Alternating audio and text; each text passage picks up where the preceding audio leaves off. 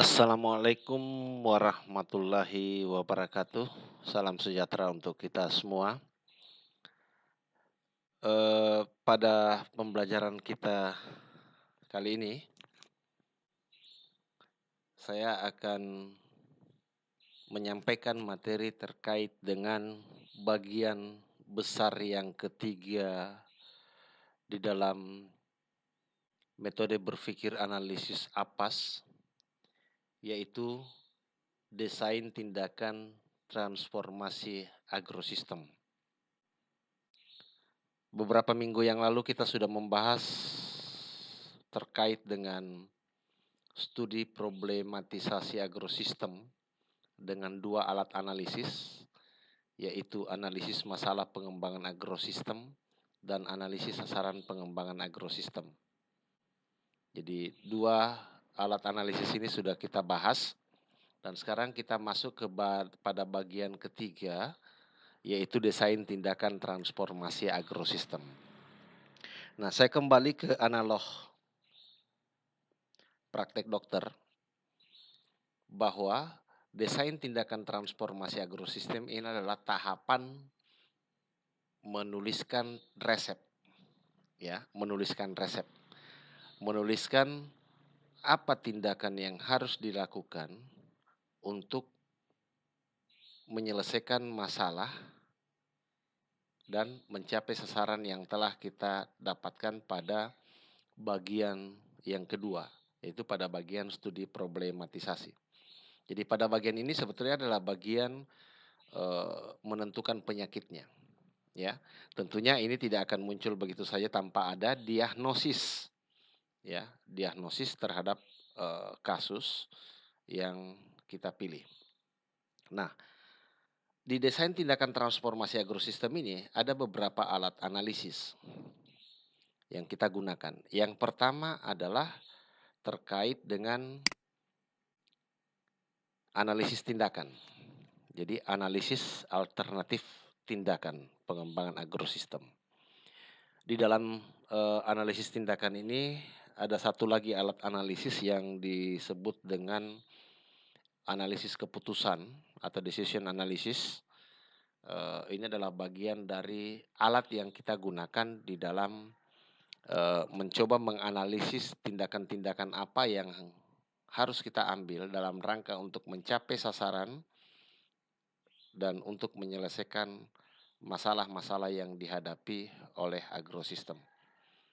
Jadi di sini ada analisis tindakan, kemudian nanti analisis tindakan ini kita jabarkan ke dalam sebuah matriks perencanaan tindakan pengembangan agrosistem. Jadi ada matriks perencanaan pengembangan agrosistem, kemudian ada rencana kerja tindakan pengembangan agrosistem. Ini kita susun kapan dilaksanakan, apa hasilnya, siapa yang bertanggung jawab. Dan yang terakhir adalah ada alat analisis yang disebut dengan analisis persoalan potensial atau sering disingkat dengan APP. Ini tujuannya untuk mengidentifikasi persoalan-persoalan apa yang muncul, yang potensial akan muncul ketika tindakan-tindakan ini dilaksanakan. Jadi kita membuat langkah antisipasi, dalam artian ada dua langkah di situ, ada dua tindakan, yaitu tindakan pencegahan dan tindakan penanggulangan. Di APP ini sendiri sebetulnya kita mencoba menurut Kepner dan Tregu mengatakan bahwa analisis persoalan potensial adalah sesuatu yang memungkinkan kita menuju ke masa depan, untuk kembali ke saat ini menentukan tindakan-tindakan apa yang harus dilakukan. Jadi kita mengantisipasi masalah-masalah atau persoalan-persoalan yang muncul ketika tindakan-tindakan itu kita lakukan. Jadi seorang manajer itu harus sudah mengantisipasi kalau saya melakukan ini apa yang akan terjadi, dan itu sudah sejak dini kita membuat langkah-langkah antisipasi. Tapi pada pembelajaran kali ini saya tidak akan membahas tiga ini. Saya tidak akan membahas tiga alat analisis ini. Untuk minggu ini saya akan menganalisis membahas terkait dengan analisis tindakan alternatif pengembangan agrosistem. Ya, jadi 3 ini kalau memang saya tidak sempat untuk mengisi kelas ini berikutnya, Anda bisa dapatkan ya materi terkait dengan matris perencanaan pengembangan agrosistem, rencana kerja tindakan pengembangan agrosistem dan analisis persoalan potensial ini pada video yang nanti saya akan upload masuk ke YouTube. Jadi kita akan masuk ke analisis tindakan perencanaan pengembangan agrosistem. Ya. Jadi kita akan masuk ke analisis alternatif tindakan pengembangan agrosistem atau sering disingkat dengan A2TPAS. Sasaran pembelajaran untuk kali ini adalah diharapkan setelah mengikuti pembelajaran ini, peserta mata kuliah itu mampu untuk melakukan analisis tindakan, ya, tindakan-tindakan apa yang dapat dilakukan dalam rangka untuk pengembangan agrosistem kasus yang dipilih. Itu sasaran pembelajaran kita pada kali ini. Nah, dasarnya kita adalah analisis yang setelah kita lakukan sebelumnya. Jadi kita sudah melakukan analisis sasaran yang berangkat dari analisis masalah.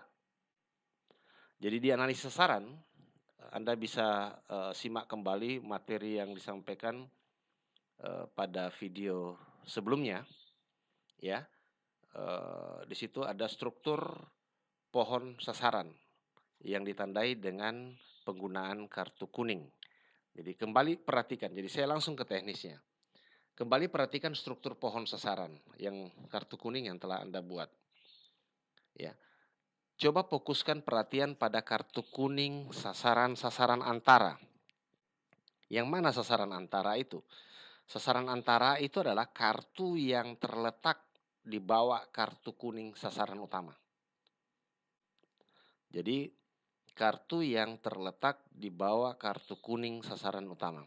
Kalau ini ibaratnya pohon, fokus perhatian kita berada pada posisi akar yang langsung melekat pada batang pohon, ya. Jadi akar tunggang, akar pokok ya. Jadi sasaran antara itu yang jadi fokus kita. Saya berikan contoh. Jadi dari video sebelumnya di analisis sasaran, yang menjadi sasaran utama kita adalah kualitas produk meningkat. Jadi saya langsung ke contoh supaya lebih singkat dan Anda lebih gampang untuk memahami bagaimana teknisnya. Jadi sasaran utama di dalam kasus ini adalah kualitas produk meningkat. Ya. Jadi fokus perhatian kita berada pada sasaran ini, sasaran antara ini. Kalau kita bagi struktur pohon ini, ya. Kalau kita bagi struktur pohon ini adalah sasaran utama, ya. Kemudian ini adalah dampak atau konsekuensi, jadi 1-2 level di atas sasaran utama itu adalah dampak atau konsekuensi kalau sasaran utama itu dicapai. Jadi 2 ini, ya cukup batasi saja sampai 2 level ke atas, karena ini nanti kita tidak akan fokus ke sini, kita akan fokus kepada posisi perakaran. Jadi yang merupakan sasaran antara ini dalam posisi perakaran. Ya, jadi pokok perhatian kita atau fokus perhatian kita berada pada kartu-kartu yang berada di bawah sasaran utama. Itu yang disebut dengan sasaran antara. Jadi ini adalah kartu-kartu sasaran antara. Ya. Jadi hubungan ini adalah jika sasaran yang dibawa tercapai, maka sasaran yang di atas itu bisa tercapai. Ini hubungan dari diagram pohon sasaran, ya. Nah, dengan mulai pada kartu kuning yang berada paling bawah, yang paling akar ya, paling di bawah, coba pikirkan, ya, tindakan apa yang kira-kira dapat kita lakukan perlu kita lakukan untuk mencapai sasaran tersebut. Ya, kita mulai dari kartu kuning yang paling bawah. Ya, kalau contoh di sini, kita mulai dari sini, yang paling bawah. Kita mulai dari sini. Ya, tuliskan rumusan tindakan tersebut dalam selembar kartu hijau. Jadi sekarang kita di analisis alternatif tindakan pengembangan usaha ini, atau analisis alternatif tindakan pengembangan agrosistem ini, kita menggunakan kartu hijau. Jadi coba tuliskan rumusan dari tindakan tersebut di dalam selembar kartu hijau. Jadi sekarang kita sudah menggunakan kartu hijau ya di analisis tindakan. Contoh, menggunakan modal dari kredit. Ini tadi yang berada pada posisi bawah ya, menggunakan modal dari kredit. Ini sasaran yang akan kita capai. Apa yang harus dilakukan? Apa yang perlu dilakukan? Ya, contohnya mengajukan permohonan kredit investasi pada lembaga keuangan. Ya, itu contoh. Jadi, yang kartu kuning ini adalah kartu sasaran ya, yang akan kita capai. Yang kartu hijau ini adalah tindakan yang kemungkinan bisa kita lakukan. Ya. Tempelkan sementara di bawah kartu sasaran. Jadi kita tempelkan kayak gini, ya. Nah, inilah gunanya kita menggunakan kartu, ya, agar kita lebih mudah untuk melakukan analisis. Jadi gampang kita pindah-pindahkan. Jadi kalau kita simpan di atau kita melakukan analisis di lantai atau di meja, ini gampang kita memindahkan. Ya, jadi letakkan kartu itu pas di bawah kartu sasaran. Jadi simpan sementara saja, ya. Ini contoh dari kasus yang kita telah analisis sebelumnya ya, dari contoh-contoh yang telah kita analisis sebelumnya. Menggunakan modal dari kredit, ya. Apa yang harus dilakukan? Nah, ini mengajukan permohonan kredit investasi pada lembaga keuangan. Tempelkan saja dulu. Jadi tidak usah ini, letakkan saja di bawah kartu kuning ini. Kemudian modal investasi bertambah. Apa yang harus kita lakukan agar modal investasi itu bertambah? Ya, kita ke sini dulu. Apa yang harus dilakukan? Ya, apa yang harus dilakukan agar jumlah tenaga kerja bertambah? Jadi tetap kita fokus ke bawah, di bawah dulu ya, bagian bawah dulu, jadi dulu naik. Apa yang harus dilakukan agar jumlah tenaga kerja bertambah? Ya tentunya kita harus menambah jumlah tenaga kerja. Jadi ini sudah kalimat tindakan ya. Ya, kalau ini adalah kalimat sasaran.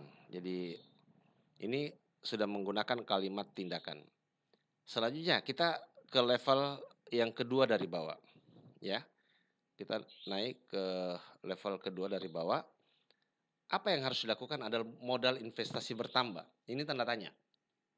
Ya, kenapa tanda tanya? Mungkin kita bingung apa yang harus dilakukan. Nah, otomatis kalau ini sudah berhasil, otomatis ini tidak perlu lagi ada tindakan.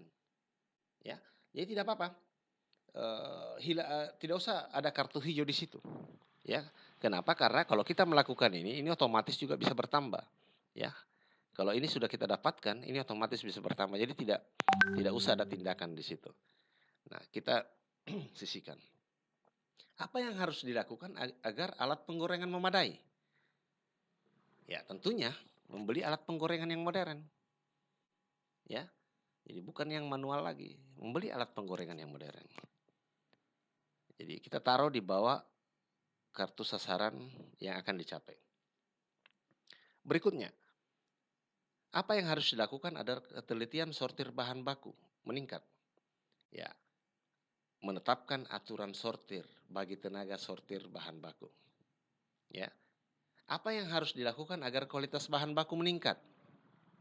Ya, ini juga kita tidak tahu apa yang harus dilakukan agar kualitas, karena penyebab kualitas itu rendah karena sortirnya yang memang tidak bagus. Jadi tidak usah kita kasih kartu di situ. Tidak usah kita kasih kartu hijau. Nah, kemudian pembagian kerja pada tenaga kerja sudah jelas. Apa yang harus dilakukan? Ya, menyusun job description organisasi perusahaan. Siapa bertanggung jawab terhadap apa? ya, supaya pembagian kerjanya jelas. Karena ini bisa kita lakukan, kenapa? Karena kita sudah menambah jumlah tenaga kerja sesuai dengan kebutuhan. Jadi kita sudah bisa lakukan penyusunan job description. Karena jumlah tenaga kerja yang kita tambah sudah memenuhi kebutuhan tenaga kerja dari agrosistem kita. Apa yang harus dilakukan agar tenaga kerja produksi terampil? Ya, melaksanakan pelatihan bagi tenaga kerja produksi. Ingat, tenaga kerja produksi. Kenapa? Karena permasalahan yang muncul adalah permasalahan tenaga kerja produksi. Jadi ini harus jelas kalimatnya. Siapa yang harus dilatih? Ya, tenaga kerja produksi. Ya, supaya dia terampil sesuai dengan bidangnya ya. Kemudian bagian yang menangani pengendalian kualitas produk sudah ada. Apa yang harus dilakukan? Ya, menambah bagian pengendalian kualitas produk pada struktur organisasi. Jadi sudah ada di struktur organisasi bagian tertentu yang menangani pengendalian kualitas produk. Ya, ini memungkinkan. Kenapa? Karena tenaga kerja sudah kita tambah. Jadi jumlah yang kita tambah di sini sudah bisa memenuhi di sini. Ya. Kemudian apa yang harus dilakukan agar upaya pengendalian kualitas produk meningkat? Apa yang harus dilakukan? Ya, saya kira sudah tidak ada lagi ya, karena otomatis juga ini sudah bisa kita sudah bisa kita capai apabila ini sudah ada. Jadi dari sekian banyak masalah yang sudah kita ubah menjadi sasaran, tindakan yang harus kita lakukan, yang dapat kita lakukan ada 7 tindakan saja. Nah, inilah yang kita anggap sebetulnya ya kalau dalam organisasi adalah program kerja yang akan dilakukan. Ya. Jadi program kerja yang kita rumuskan ini berdasarkan masalah yang dihadapi oleh organisasi. Itu yang harus kita pecahkan. Ya, kurang lebih begitu. Nah, apa langkah berikutnya? Langkah berikutnya, coba kita buat duplikat struktur pohon sasaran. Mulai dari sasaran antara satu itu adalah satu level pas di bawah sasaran utama. Hingga ke atas, hingga ke dampak atau ke konsekuensi. Jadi kita bikin, kita duplikat ya, kita gandakan kartu itu, kita tulis ulang kartunya, mulai dari sasaran utama, kemudian ke atas ke posisi ranting, dampak atau konsekuensi, kemudian yang dibawanya, yang dibawa sasaran utama itu kita duplikat juga. Itu yang disebut dengan sasaran antara satu. Artinya satu level pas di bawah sasaran utama. Ya, kita bisa lihat contohnya. Dari contoh yang tadi kita cukup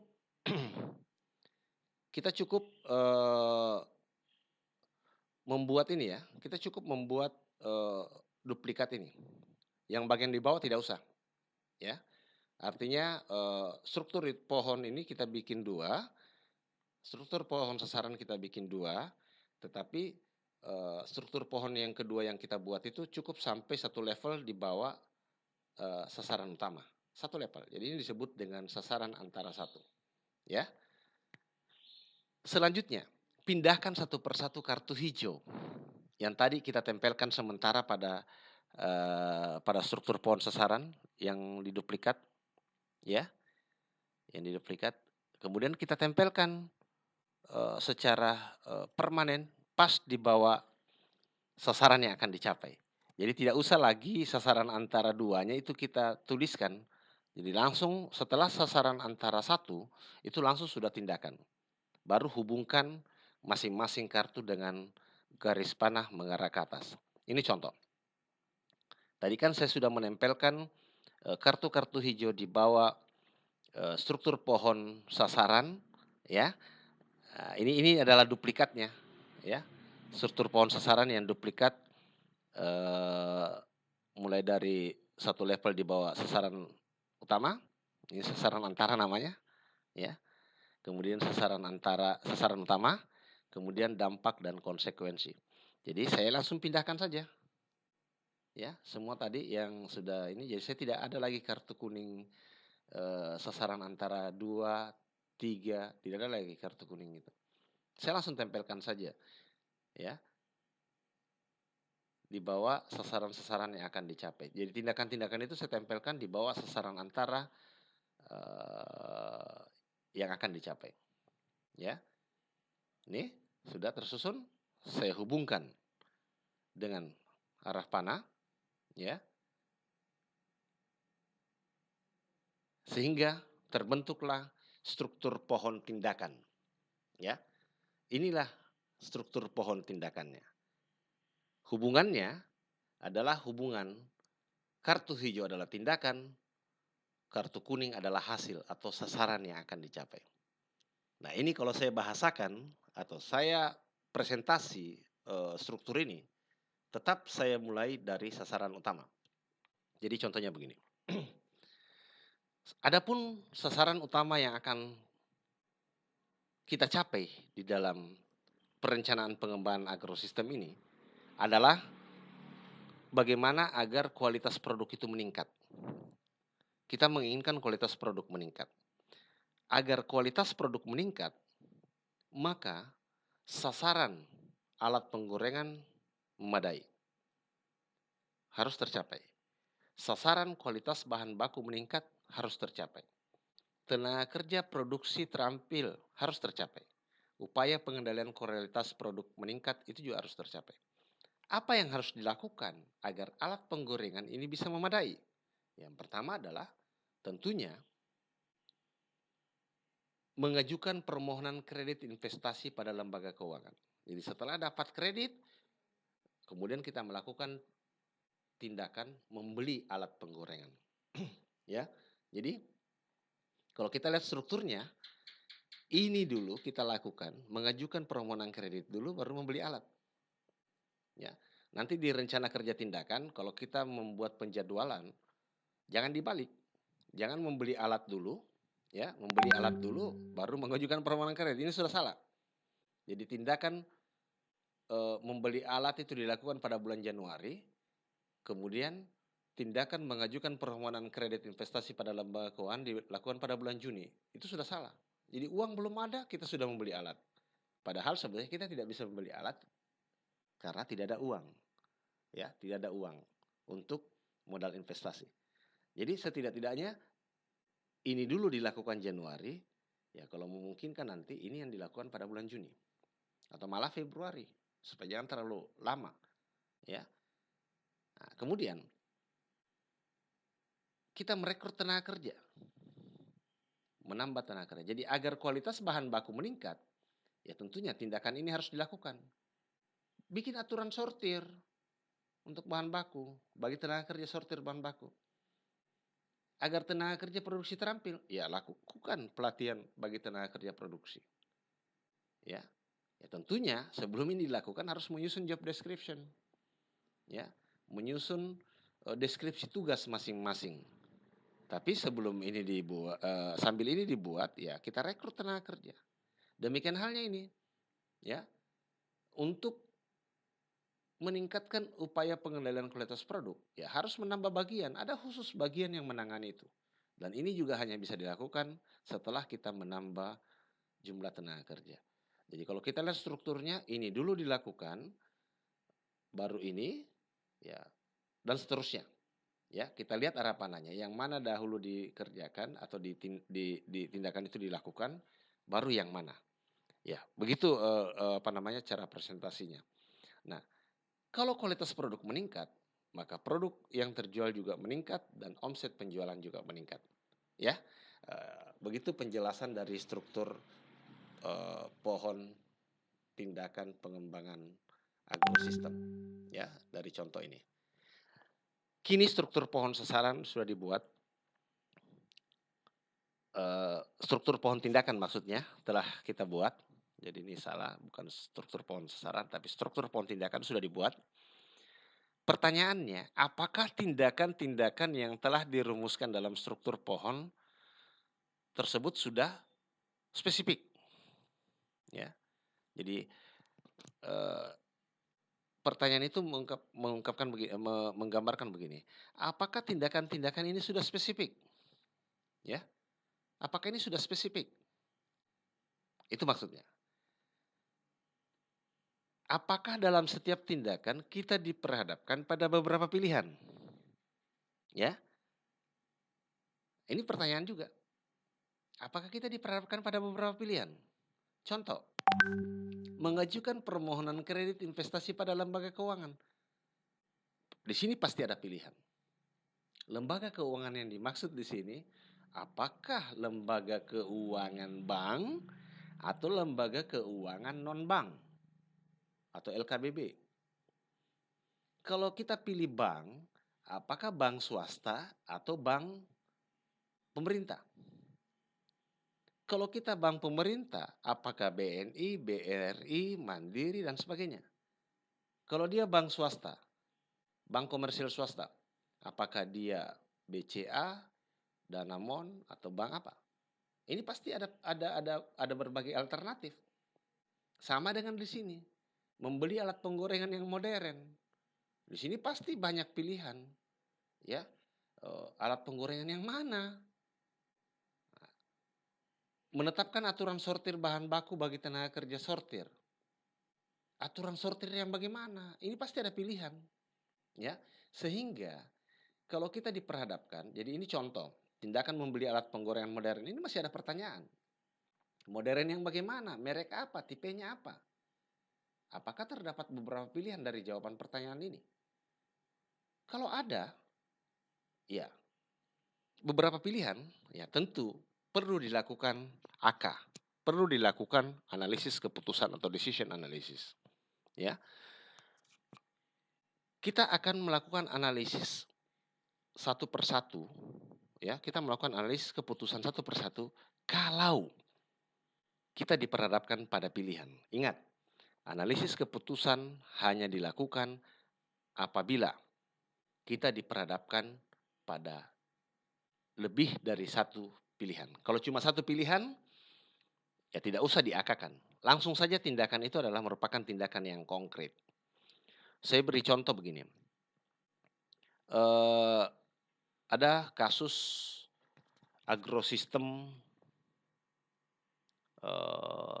usaha tani padi. Ya.